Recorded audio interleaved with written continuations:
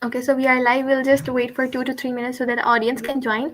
Until we Okay. can have some chit chat, we can know about you. I got to know you are MCLC speaker at Institute for Emerging Careers. So I've seen a lot of positive feedback. Guys, you have mentored a lot of students. Would you like to Uh, share something about your journey, about your experience? It would be great. my experience with IEC so far has been great. I actually happen to know some of the founders of IEC because we went to college together in UT Austin. So one of them reached out to me and just asked me to, participate. So I was like, absolutely, no question about it. Um, yeah, there's lots of different roles at IEC, but just based on what I was able to do, I think I volunteered for the mentorship opportunity. So yeah, I think every 2 to 3 months, I get assigned 2 to 3 mentees that I would speak with, on a weekly, bi-weekly basis, and kind of help them with their journey, with their particular issue. They're all in different circumstances, different stages in life, different goals and objectives. So based on that, I would just try to do the best I can, and have regular calls and guide them forward. So, but yeah, so I've really enjoyed it, and yeah, maza aata hai. I mean, it's fun for me too. Yeah, I have heard this positive feedback from some of the students. I was also, a student at IC once a time. Uh-huh. So here I'm working with them now as a placement lead, like Okay. under the placement team with the placement lead. Sorry to say there was just misword of use. So really happy to have you over here. So let's just start. We have audience. We have like a solid 8 numbers over here. So the Okay. streaming has been live, so they will start joining and then leaving on their own. So maximum number goes till 20 to 30 to 50. So we can continue our talks in respect of people who joined on the punctual time. That's fine. Yeah, absolutely. So I'll Inshallah. just introduce shortly that you are one of IC people, so everybody can know that you represent IC at this point.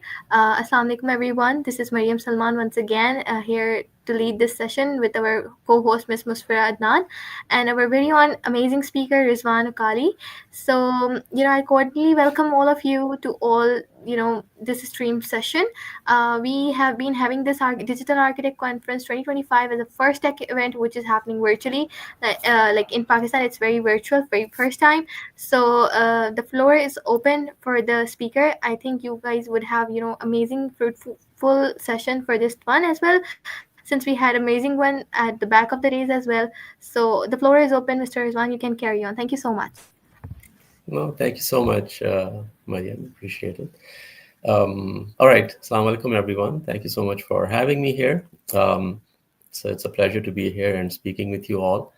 I hope you can hear me and perhaps even see me okay. And I also have some slides up that I will go through and talk about the topic that I've been requested to speak to, which is career architect, navigating and owning your professional journey. So I think this is going to talk about, from my perspective, my own personal career journey to some extent, because that's my personal experience. And then as we go through it, right, I can talk about some of my lessons learned, some of the turns and twists and turns that I had, and really some of the principles that I try to follow and apply that I've learned along the way. So hopefully, inshallah, it should be beneficial for everyone.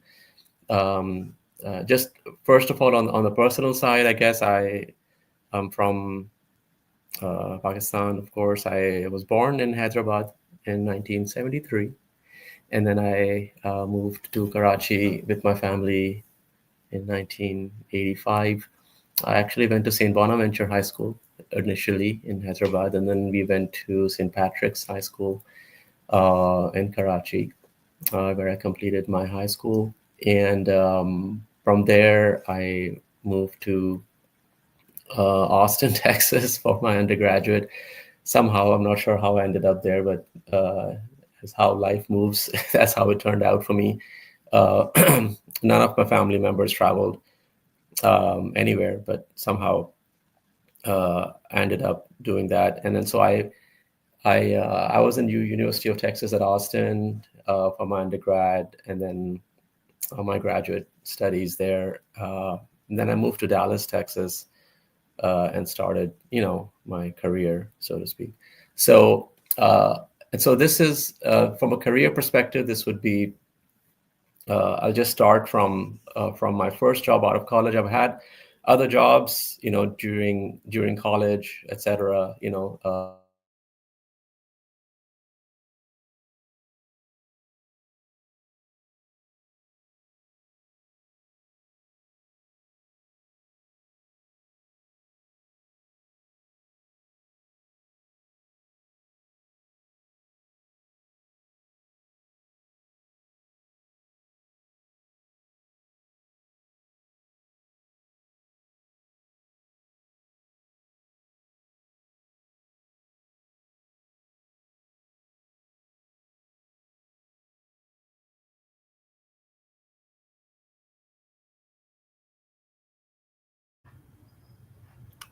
We cannot hear you.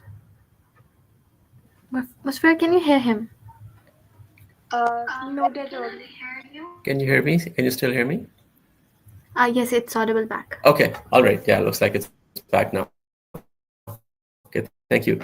Okay, so I think the first job out of college or first job that you have professionally, whether it's out of college or during college or what have you, that's really when you're and learning the professionalism, your structure, communication, discipline, and that really shapes you throughout your life. I think it's very important to take that as an opportunity to learn. You're not going to be knowing a lot.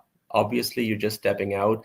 A lot of folks that I speak with are in that situation where they've graduated, perhaps they've had a year or two work experience, or they've had a few internships, and even in their resumes, they're trying to add projects or their internships just to fill up the page for the resume, which is perfectly fine. So the point is that you're not really um, fully acclimated to how your professional attitude and behavior needs to be. So that's something that needs to be learned constantly. So as I would mention at the very end, right, your skills get you the job, but your attitude is what propels you forward, right? Once you get into a particular company and you start working, the way you uh, apply yourself and the way you behave around people really speaks volumes, and it's extremely important for you to be um, take that as seriously as your technical skills, whatever they happen to be, right? So you could be a technical person doing programming, you could be in finance, you could be a teacher, you could be, any number of skills, whatever you graduated with, you could be, a medical student. But once you're in a work environment, you know, you need to be somebody that people can rely on. Somebody can you have to be reliable, you have to be courteous, you have to be responsive, you have to communicate clearly, and you have to build your relationships. All of that is so very important. Like, you could be the best of the best in your technical skills, whatever they might be, but if you're missing these elements, you're going to end up being a toxic person in the workplace, and you don't want to be that. And a lot of folks, unfortunately, you navigate the workplace, and you would find people in different circumstances. I've also noticed a lot of folks would be one way in private, and then they would, when you work with them within a company environment, they would somehow change. They would become different.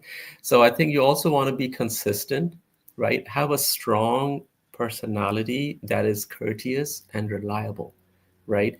If somebody is asking you for something, they should know that it's going to get done. If a customer has asked you for something, they should know that you're going to respond to them immediately, right? The turnaround time for getting back to a customer is less than 10 minutes, right? A turnaround time for getting back to a coworker is whatever you tell that coworker it's going to be, right? So if somebody sends you a message, can I please have this and that?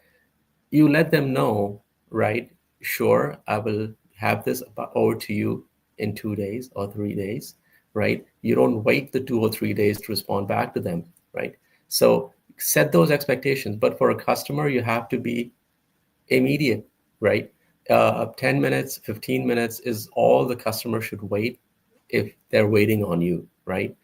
And so you have to also learn the corporate structure, whichever company that you're in, understand how that company is structured, understand who your manager is, who his manager is, what are the different teams, what are the business units, who is the CEO or the founder, right? Who reports to him, etc. And you have to know the entire company structure, have a bird's eye view, and know where you sit in that picture, right?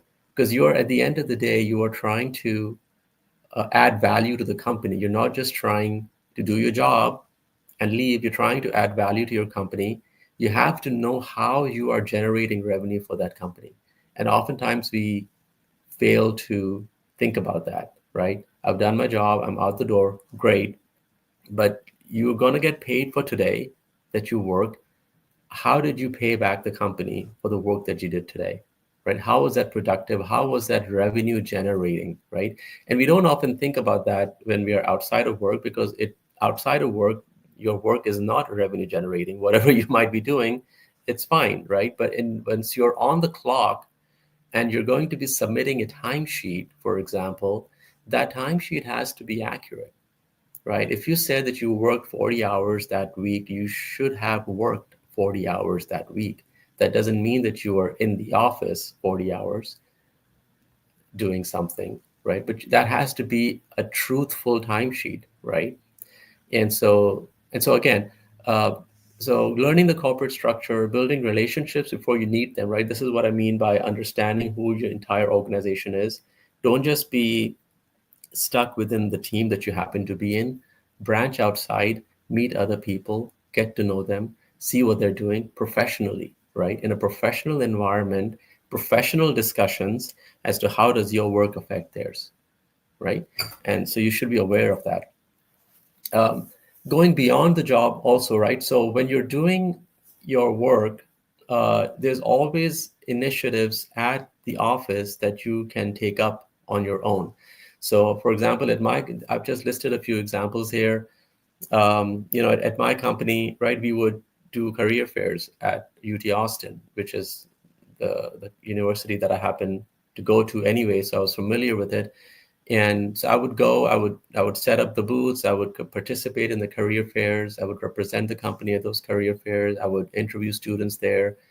Whoever finally got hired, I would be their, um, I forget the word, buddy, I think. So I would be their buddy, and I would work with them for their initial month or 2 months or what have you, just doing things.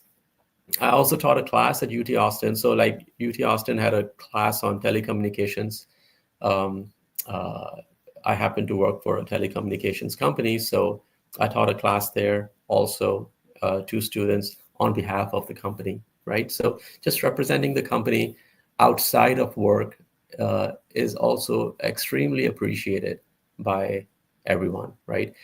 If there are industry conferences that you can speak on, go ahead and speak there, right? I mean, just find opportunities. If there are some publications that you can write for, go ahead and write something and get your article published, right? If there are some industry awards, like in technical field, you could write some applications perhaps and submit those your programs for in a competition. Do that, right? I mean, as long as it's just find opportunities to showcase your skills and abilities in a way that is a marketing effort for your company outside the company walls, right? If the company has anything like that that's going on, and if not, then you could set something up, right? You could set up a university outreach program, or suggest that, right, to the company. Or you could have uh, can think of, you could submit, you could suggest that why don't we write articles for such and such publications, why don't we do certain things, and you can work with your HR and be a little proactive about it. I think companies appreciate employees who are kind of thinking outside of whatever their core job is, right? And one of the reasons companies would hire fresh people from colleges because they want these ideas anyway, right? They're expecting what they would call fresh blood, right? To come up with new ideas, to do new things. So they're expecting you to do that because they feel that because they've been there, the managers, whoever are there, they've been there for, 10, 12 years. They've gotten used to um, however the things are going on, and they'll keep doing the same things over and over again. But they're expecting part of their return on investment of hiring new young people is that they will come up with new ideas, right? So you should definitely do that. There's also something called the layoff, which I was also laid off, so I wanted to mention that too. So after 6 years of my first job, from my perspective, I was doing really well. I was promoted almost every year. During those 6 years, I was a team lead at the time. I had a team reporting to me. Things happen, right, from a company perspective that are outside of your control, and they are and layoffs happen, right? It could be one, two. In my case, I think it was my entire department that was basically axed from the company. So it was over 100 people. The CEO at the time decided to basically offshore that whole development, that whole piece of the business. And so there was a layoff. At that point, I was around 30. I was married with a child, or maybe two at that time, children, I think. And that's definitely stressful, right? And so I think in hindsight, right? Those are the opportunities that really um, build your resilience. It builds your trust. Um, I remember, walking out of that office. I was actually, I was actually quite um, hopeful, right? I think it's just tawakkul, I guess, could be a word to use for there. But I think it was just um, you have faith, right? And I think that helps you, and then you know that it's going to be a positive turn after a while, and you have to be tested in a way before you can move on to the next phase. So um, so yeah, I think that was a stressful situation.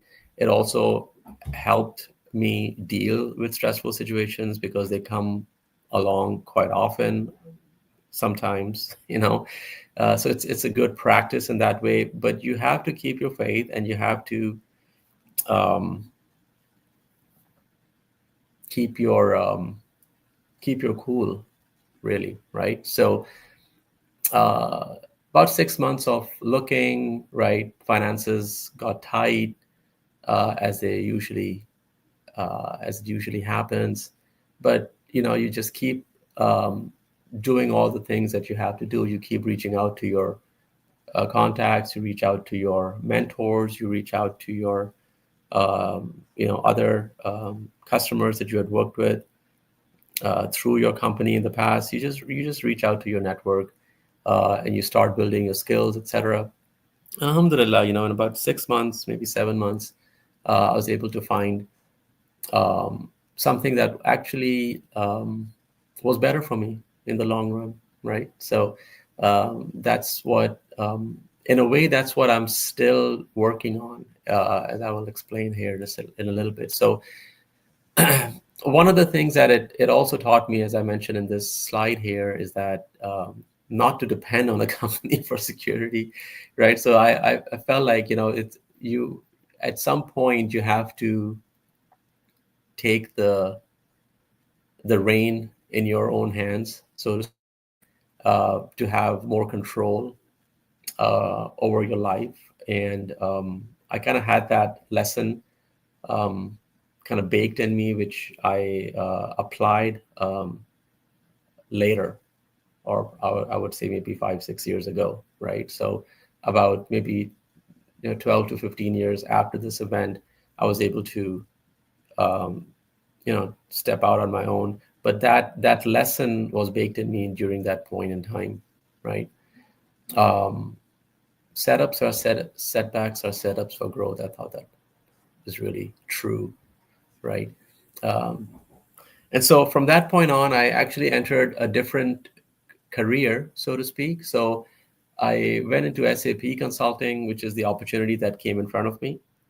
At that point, I was looking for any opportunity. I did get a job at Lockheed Martin, which I declined because it was a defense contractor. I didn't want to work for that.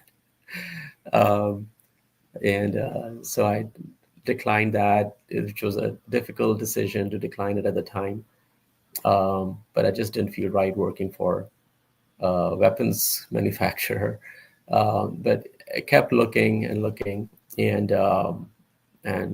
finally came up with a good opportunity where I could kind of shift my career, leverage what I knew from the past, and shift it into a slightly different direction.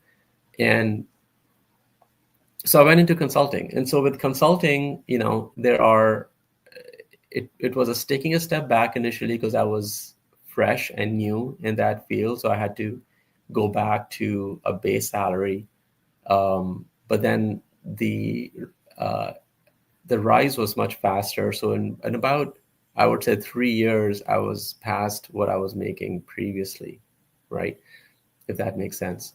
So literally taking, 2 to 3 steps back, and then in about 2 to 3 years, I was, doing better than what I would have been doing otherwise, right? And the trajectory is faster. And with consulting, I was able to work with multiple customers. I had exposure to executives all the time, because anytime you are selling to a customer, you're selling to the executives of that company. So you're interacting with, different level of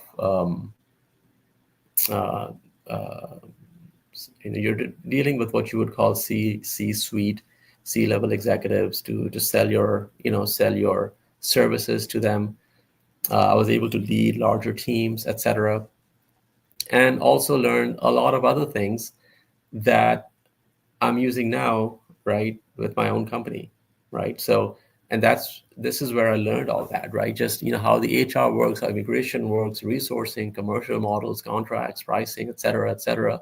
There's so many things that you would need to know to run a business. I happen to have a sneak peek at all of that during my consulting years, because every project was like a small business, was like a small, it needed everything, right? Anytime you get a project, you needed all the the departments of the company to come together to make that project a success, right? You needed the marketing, you needed the sales, the HR, the commercial models, the legal, which is not mentioned here, contracts, pricing, all of that. You need to take care of it all to make that project a success. So it's like you're learning how to build a business um, in a small scale. So I thought that was very beneficial for me.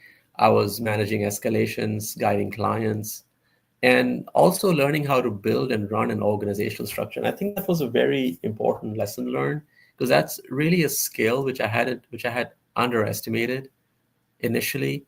There's one thing to have 2 or 3 people on your team, and another one to have 10 people working for you, and a completely different ball game if you have 100 or 500 people on your team. You have to have different levels of organizational skills to be able to manage uh, the teams as the team scales up. And I think that was a very important lesson learned as well. And frankly, I was able to use those skills outside of work as well, um, right? In some volunteering initiatives that I did outside of work and also inside of work, where I really put my organizational skills um, into practice to lead some outside of work charitable organization as well. Here, I think I mentioned that here. So again, taking initiatives, helping people. So as you are gaining skills, right, then you can also just see how you can use those skills in other places, right? You have certain skills. Um, why not use them, right? So these are skills that were developed through scorched earth methods. And as if I'm put into a client with a difficult situation, or even personal life difficult situation, I think it really helps to have some of those skills to be able to keep your cool, right? Think through clearly, turn out the noise, focus on the right message, right? What is the actual problem? And just calmly, be able to, you know, suggest the next step of action, right? So you can exit the situation that you're in. And I think those are very important life skills as well that you happen to learn in a very compact pressure cooker work environment. Um, and yeah, I think that's something that is underestimated, because what you become at work, you will also be outside of work. Um, and you can use that for the better, right? If you happen to learn certain skills, if you happen to increase your stress stamina, there's a stamina for everything, right? I mean, if you run a marathon, your stamina of running would increase. um, and so similarly, there is a stress stamina as well. If you just happen to handle more stress more frequently, your stamina would increase, and then you're able to think more clearly instead of getting all flustered and being foggy with your thought process um, in a high stress situation. So I think that helps a lot as well. And so here, how am I doing on time, by the way? I think it's been half an hour. Is that good? I mean, am I okay to keep going, Shana? Yeah, we are on time. We have still like 25 minutes. Okay, okay, Shana. Okay, I'll keep going. I think, yeah. Okay. Um, But we have some questions. oh, please go ahead. Yeah, yeah, yeah. So, yeah, please go ahead. Don't please stop me whenever. Forgot to mention that. Okay, so I'll go with a few of the interesting questions, which are like, how can someone differentiate between passion, hobby, and career potential? Oh, that's fantastic. Um, career, hobby, passion, hobby, and career potential. So ideally, um, ideally, you want to love what you do, right? But what you love to do should also be profitable for it to be a career. Right? So I think the thing is, the other way to think about it is, if you have a profitable career, then it will allow you to do what you love to do, right? So sometimes I would say that it's okay if your career is not your passion, but if you have a profitable career, it will allow you to pursue your passion, whatever it might be, right? So I think some people are in a fortunate situation where their passion becomes profitable, um, whatever that might be, and so it turns into their career. And I think that's a very good situation to be on, right? Like somebody who's like a athlete, maybe loves to play tennis, keeps playing tennis, he gets good at it, and he keeps making money, and all he's doing is playing tennis is then making money, and he's good to go, right?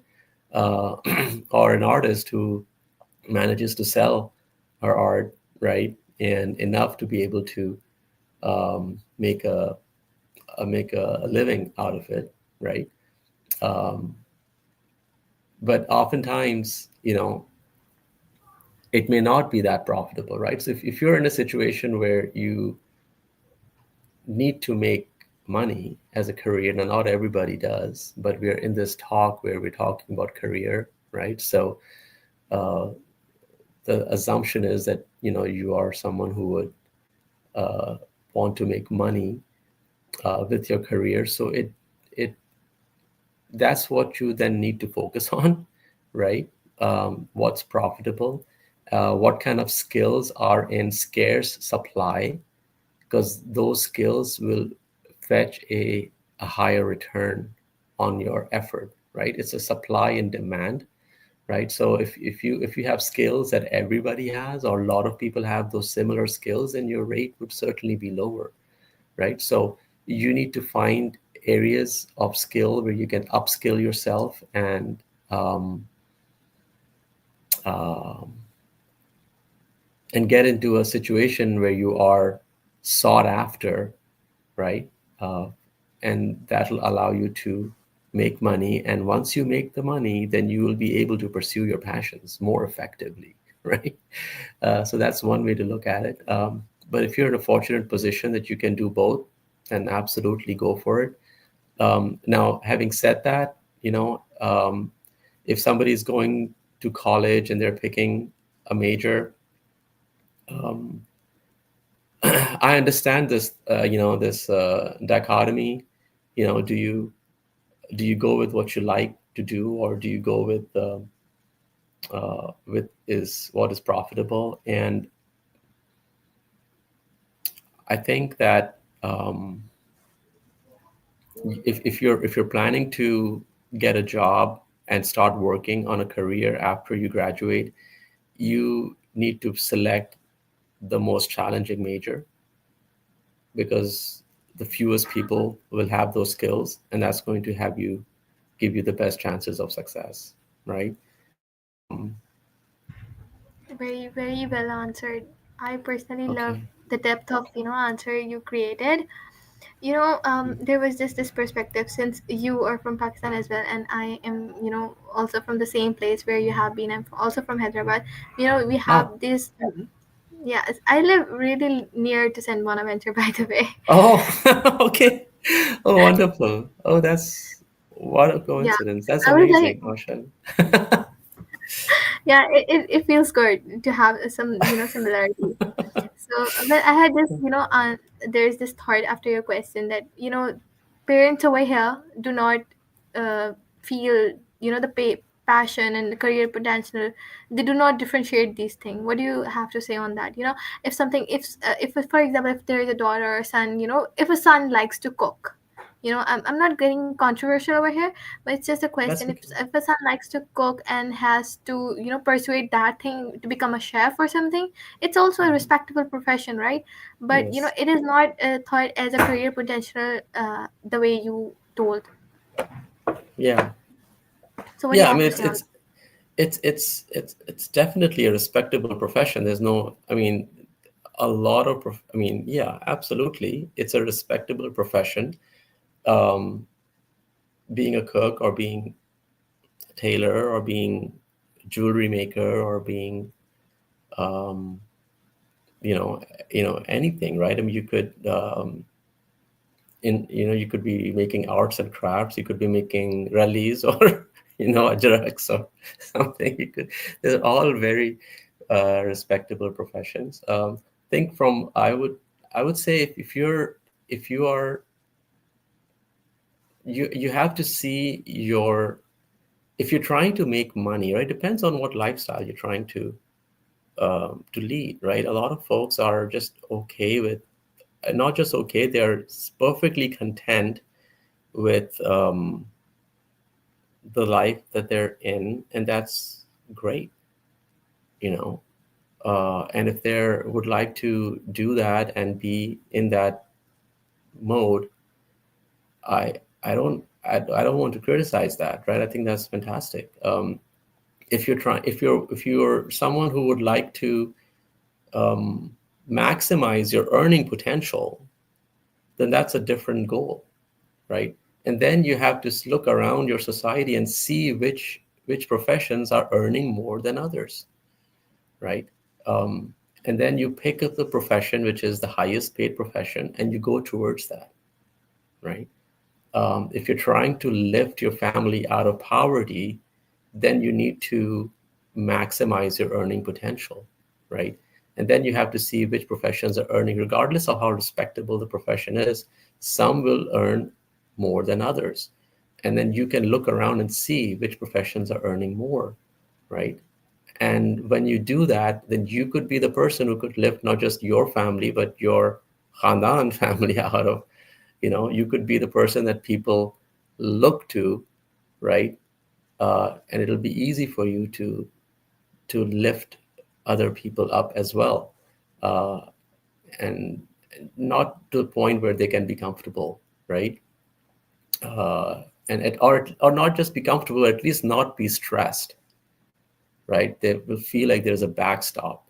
Like if there's something happens, I can always, text so and so, and it'll be good, you know. And so you could be that person too. But if you want to be in a simple, not simple, but just continuing with the lifestyle, which is perfectly fine, then you can go with your passion. Like in my last slide, I have this thing where, um, oh my God, I made freedom, right? Freedom at the end of the day, freedom is when you have no bank interest to pay, no investor demanding returns, no public company expecting quarterly reports, and also, I guess, no income that requires your labor. But I mean, that could be, um, you could still be working, but somebody who has no interest, no investors, no expectations like that, that person is richer than billions. They have public companies, they have massive loans, they have to make their payments every month, even if it's a large amount. They still are tied down with the system, right? So, and so sometimes, if you have to get up and be able to be more useful, then you have to tie yourself down, unfortunately, sometimes to get into that situation until you can free yourself again at the end of it. Um, Sorry, I don't know if that made sense, but you know. Yeah, it totally does. Thank you so much for clearing it up. So we can continue with your presentation. We have 15 minutes left. So let's hear from you with what more you have for us. Okay, so I think I'll skip through some of my other career direction. I think I was just writing about um, some principles, just some things to keep in mind as you're going through your career. Okay, so build strong relationships at work. So there's a difference between personal relationships and work relationships, right? So have strong work relationships in the sense that you're somebody that is relied upon. You're somebody that is reliable and responsible, both, right? So you take on the responsibility, and then you're reliable and you follow through on it, and you make people uh, just don't rub people the wrong way. I mean, these are all very. I think from my perspective, they're very kind of no-brainer. What I would say, common sense, but it helps to keep this in mind constantly. Don't only reach out to people when you need something from them. You know, like there's, oh, so and so is calling. Like, what does she need? What does she want now? Like you shouldn't be that person. Like reach out to people and offer value, right? Uh, help them and to add value to their day, right? Offer value, information, help, insight, encouragement, right? Don't just be the person who's always calling. Like only time they call is when they want something, right? Give space to people, and this is especially true if you have people reporting to you. If you have a team that reports to you, give them space. Don't be rushed, right? Don't say things like, "Well, I don't have time right now. I don't. I mean, I'm busy right now." If you're busy right now, you don't have time right now. Just call them back when you are free. Don't be saying that. You know, for example. Uh, so just get back to them when you have time, and when you talk to someone, be relaxed. Don't be rushed, right? Um, give long pauses. Let your words marinate. Allow people to digest what you've said and be able to say what they want to say. People need space and time to say things. Um, you could, you could just not say anything and just let them speak and just comment. Have ask open-ended questions so people can be comfortable to take it in the direction that they choose, right? If someone's, let's say, you have a coworker and they send a message, oh, I had a flat tire, I'll be late. I'm just giving an example, right? Um, and your response shouldn't be, well, okay, so when can you have the report ready? You know, your response should be, well, I'm sorry to hear that. Do you need help with the flat tire, right? Um, for example, right? So I think uh, just have, be more considerate. I think my slides went away, but it's okay. Am I still coming through though?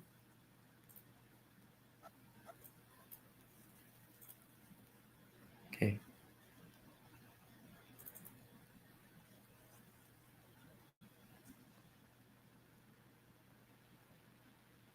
If you can confirm I'm coming through, then I can Yes, continue. you are. Okay, inshallah. Okay, yeah, it came back. All right. Okay, and then lead without ego. I mean, again, this is I've noticed where some people, like I would have teams where I would have managers, and then those managers would have teams reporting to them. And then the managers, let's say, would have 6 or 7 managers, and each manager would have, I don't know, some number of people. And when I would speak to the folks who are reporting to the managers, they would tell me that the managers were not listening to them properly. Like they would have issues with their managers, right? Um, but when the managers are speaking to me, they're perfectly courteous and very nice and always, behaving themselves properly. So it just, and I've seen that so many times that somehow, sometimes people would like speak to their reportees a certain way and speak to their superiors a different way, you know. Like don't be that person, like just because you have a team reporting to you, you're not there to boss them around, right? You're there to guide them through their project, right? So um, you're not a boss. You're a guide. You're supposed to know more than them. So you're supposed to just just in a way just treat them as children, but not really. I mean, it's slightly different, but you're supposed to take them where they are and move them forward from there, right? I guess this is advice for someone who is a manager or who's trying to become a manager. You're not your authority that you get is to support people, not to intimidate them. You know, so use your authority properly. Use it for sure, but use it in a way that is productive and not punishing. Because then people won't want to work in your team. uh, Compliment in public, correct in private. I mean, this is so important, right? So it's like even it works in verbal communication and also in email communication. If somebody's done something great, you copy everyone, right, on your praise when you respond back to them. But if you see an issue, then you call that person and just talk to them about it, right? You don't criticize in public. You don't reply all and say, "Hey, this report looks wrong." For example, uh, it's so no brainers, but it just I think it maybe needs to be said. A lot of folks have a habit of mocking while joking, which is so strange.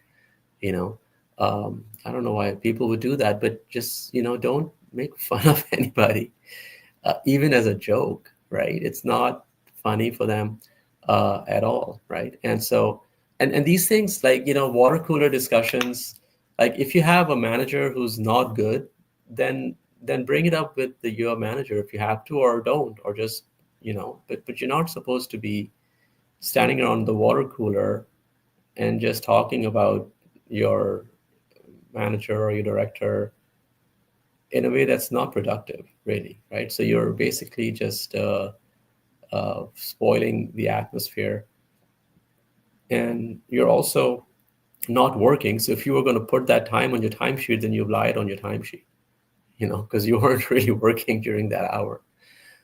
So be careful, right? I think a lot of folks would just put, like, 8 hours a day on the timesheet, regardless of how much they work, and that's not a truthful timesheet. So be careful about that, right? These things are important. Um, yeah. Respect people's time, right? So if somebody's scheduled a 30-minute meeting with you, don't keep talking 45 minutes in. Um, for example, how am I doing on time? Should I? Maybe I can just pause if there's any more questions, or if you're running up against to the top of No, the hour. no, we have almost 5 minutes remaining, and we have, I think, this one question. Would you like to answer that? Yeah, please go ahead. Yeah.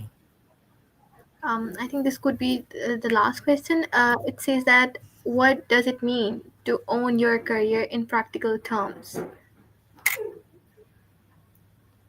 Did I say that? It sounds good, but was that something I said, or was that something that you've heard somewhere? No, yeah, you mentioned um, something regarding oh, your own career while answering the first question. So there was this question after the yeah. first question. What do you mean by your own career in practical terms? I think what I was probably trying to say was own your career, right? Own your career, not your own career, right? So own your career, meaning you have to be responsible for your career. It's your job to push it forward, right? Nobody else is going to do it for you, right? Nobody else is going to come help you. Nobody is going to come guide you. It really, I think this is just a thought process of being a little independent in your mindset. Oftentimes we are, thinking that somebody is going to come and help us. Um, that might be true, but you don't want to go through life in that way if you're trying to be independent, right? So if you're trying to be an independent person that other people could depend on, then you cannot be depending on anyone, right? So you have to own your career, right? You have to, it's a thought process that it's on me no matter what, right? Nobody's coming to save me. Nobody's going to, you can't be complaining about anything because nobody owes you anything. It's just a thought process. It's a mindset shift that you have to be, even though we're not, right? We all, I mean, I said, we all depend on Allah, and that's it, right? I think we can't be expecting people to do this or that for us. They might. If they do, that's great. But that can't be your going in assumption. Or you cannot put yourself in a situation with that if somebody doesn't come through, then you're going to be dead in the water, right? So you always have to have your contingency, you have to have your backup plans, you have to have your own way to handle things if depending on what might go wrong. It's like an insurance plan, right? So in insurance, if you get an insurance for your house, right, there's going to be a lot of what if scenarios. What if there's rain? What if there's flood? What if there's a fire? What if there's this or that, right? And then the insurance would come and um, bail you out, right? So for life situations, you have to have all of these what if situations in mind, and you have to have contingency plans for all of those things in a way that you're doing it yourself without having to depend on anyone else. That's what I meant by own your career.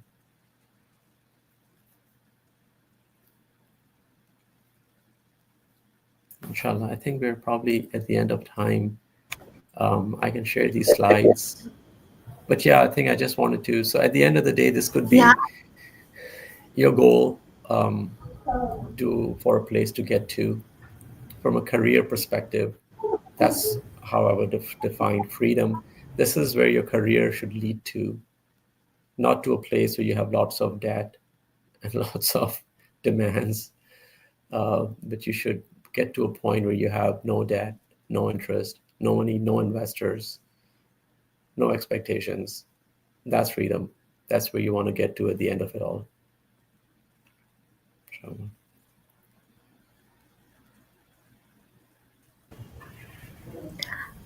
Thank you so much. What a beautiful session it must be. I've been leading the conference since 14th of the November. I've been hosting, 5 to 6 sessions daily after that.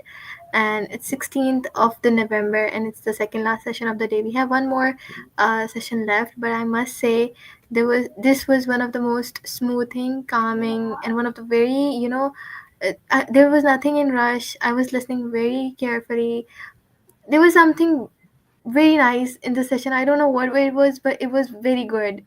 I cannot mention what it was, but I was seeing everything. There were some of the points very normal, that we should not provoke people while joking, and these are some basic etiquette. But these things are not discussed so openly. So I think I really, really appreciate you for that. We have our co-host, Miss Musfira. Would you like to say anything on the session?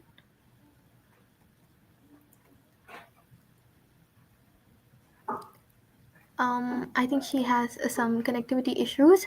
So I'll wrap up the session over here. We got a lot of Yes, I want to comments. say thank you to the sir, as the session is absolutely very good, and I find such amazing content in it. So thank you so much. It was a great hearing you, and your journey has all turned so much fun in it, and also so much difficulty in it. Like at every aspect, I give some lesson to hear about it, and there's a lot of difficulties, I must say. And thank you so much for such for your session and time, and you are extremely worth our time, and thank you so much for giving your precious time. alhamdulillah. No, thank you so much, both. Thank you for hosting me. Thank you for having me. Alhamdulillah. Thank you so much. Yeah, It my was a senior pleasure. journey was one of the best part of this session. It has roller coasters, ups and downs, but truly motivating. Thank you so much. Thank you. Thank you all so much. Really appreciate it. Thank you. Allah Hafiz. Allah Hafiz. Thank you so much, everyone. Mhm. I would appreciate if you could just fill up the attendance sheet for your certifications, and I'll see you in the next session. With the speaker is waiting on the next line. Okay, so I'll be sharing real soon. Thank you so much, Masfira. Thank you so much for joining in. You must be tired also. Allah So Hafiz. yes, everybody. Allah Hafiz. And Sanya, I couldn't understand, your message. I really wanted to convey what you were saying to the speaker. You can, text me. You have, my contact. So you can text me out and we'll have it with the speaker, okay? Thank you so much, everyone. Allah Hafiz. See you in the next session in 2 minutes.